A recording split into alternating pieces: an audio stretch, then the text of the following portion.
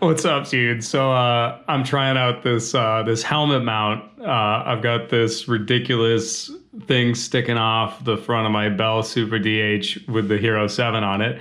I thought I would give this video a little bit more of an authentic feel. You know, like we're on the trail, like I'm like brap, send it, shred it, you know? But anyway, today I'm gonna tell you about a ride I did in Moab called the Partial Chimichanga.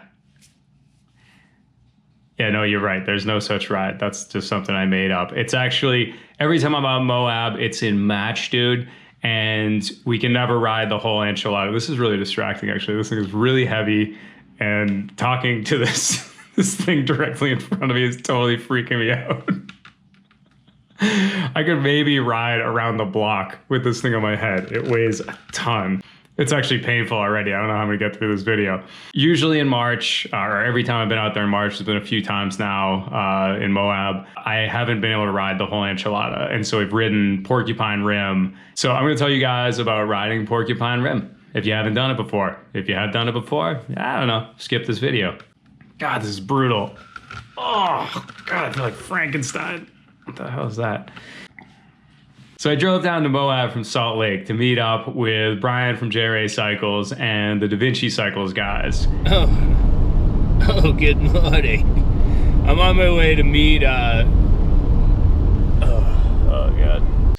And I was feeling a little bit under the weather. I've been sick for days. I was just coming off shooting True Grit Epic down in St. George, Utah. So I was hurting for sleep. So I actually took NyQuil the night before, and I met the guys, and I was sleeping in the desert in my Subaru Forester, dude. I mean, no van life for this guy, just Forester life, dude. Just stretched out in the back of a small station wagon.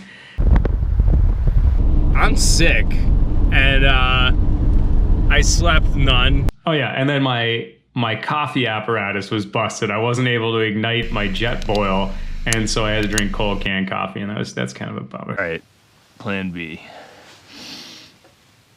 Not ideal.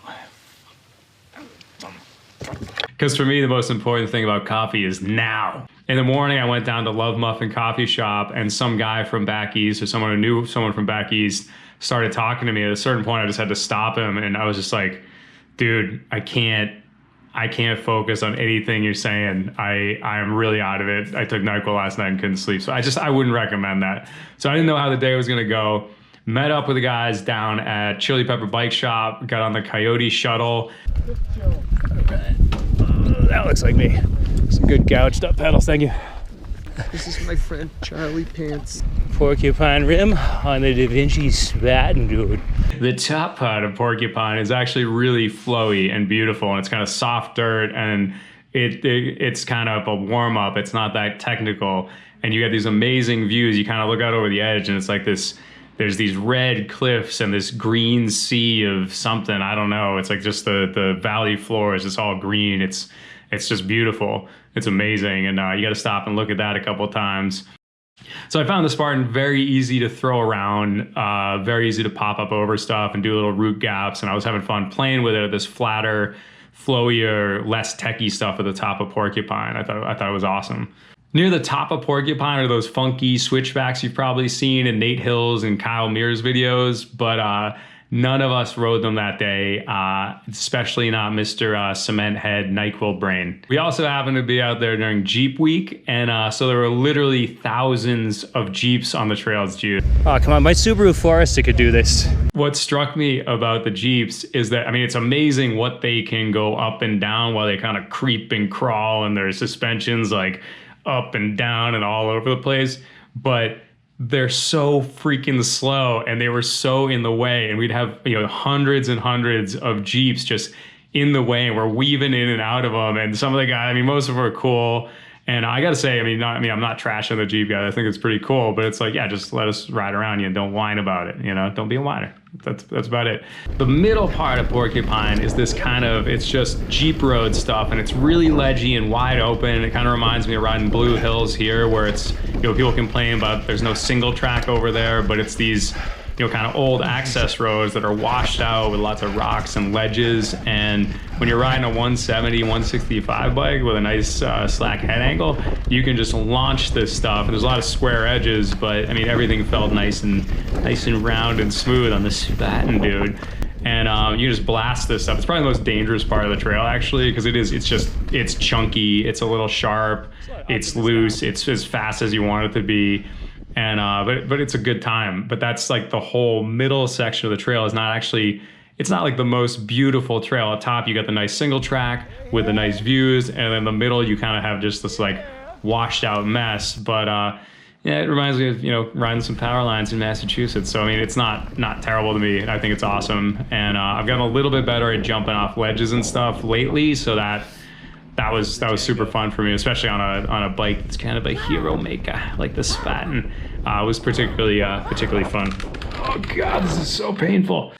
This was the section a few years ago where I went and I did this loop with Justin Lundeen, who's a pro endurance racer guy, who's now he's originally a Mass guy who's he's living in Utah now. At one point, my back was spasming. I was so out of shape, and my back was spasming so hard. I was actually down on the ground, having to rub my, you know, like my scapula against the rocks to try to like unspasm it. I was in a lot better shape this year, even despite the fact I was on NyQuil.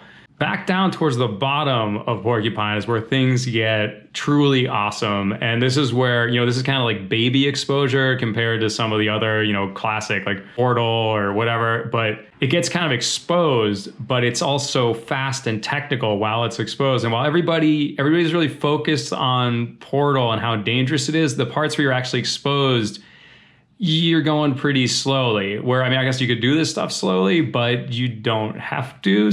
Okay, so here's the thing about Porcupine Rim Trail is you do miles and miles and miles of this Jeep track stuff. We did see quite a few Jeeps today, but then you go into this like precipitous cliffside stuff, and it's also technical. And I do remember a couple spots where you're having to perform skillful maneuvers while very close to a cliff edge. I don't think it's exact, I've never done Portal Trail. Maybe we'll do that later, but I think it's exactly Portal scary.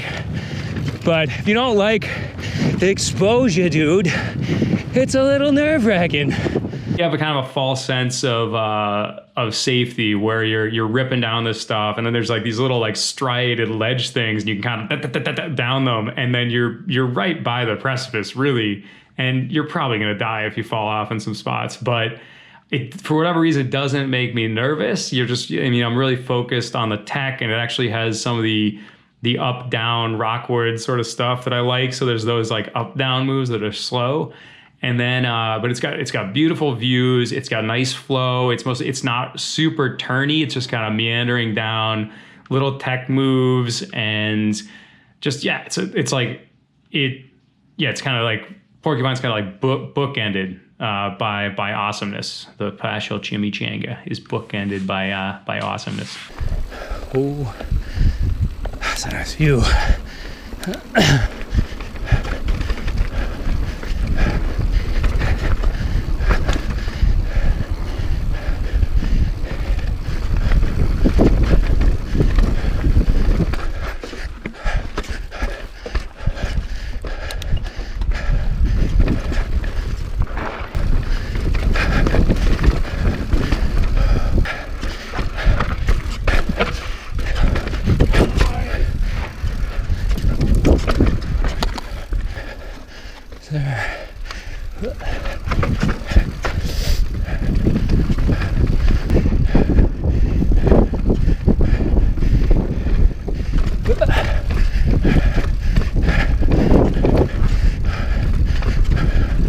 Is this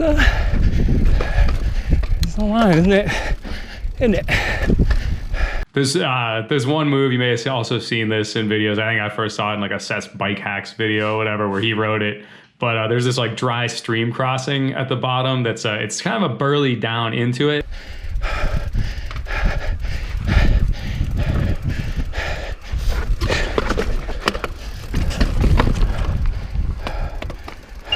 And then you got to do this up move.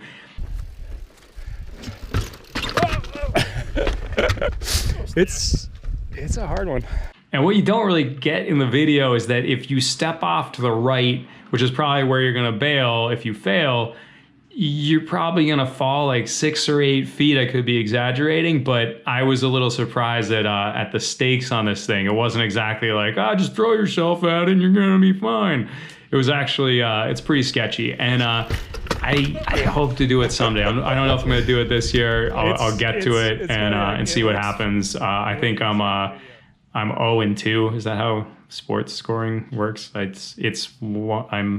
haven't got any points, and then the dry stream bed has 2 points. I think just don't ask me about odds. When you see the light at the end of the tunnel, that is literally the light at the end of the tunnel, dude. Then you just have a nice flat bike path ride down the canyon, back into town, along the river.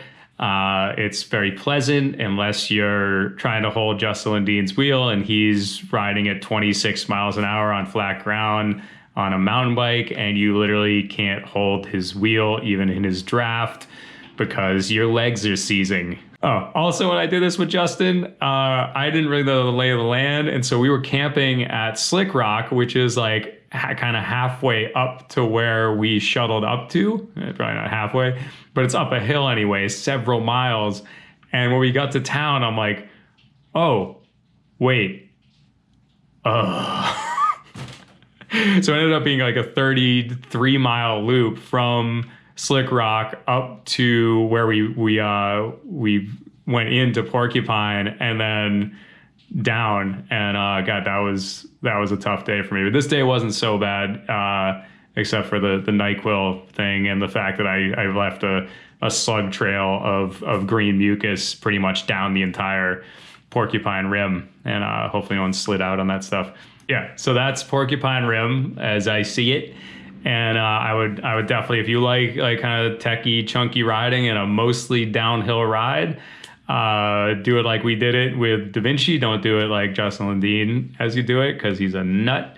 Yeah, I'll be back out in Moab in a few weeks, and I'll probably make some videos of me trying to ride any of the tougher rock moves, and probably swearing and falling down a lot. All right, hey guys, thanks for watching, and hit the subscribe button if you want to, and if you don't want to, don't do it, because I would never tell you guys what to do. All right, see you later.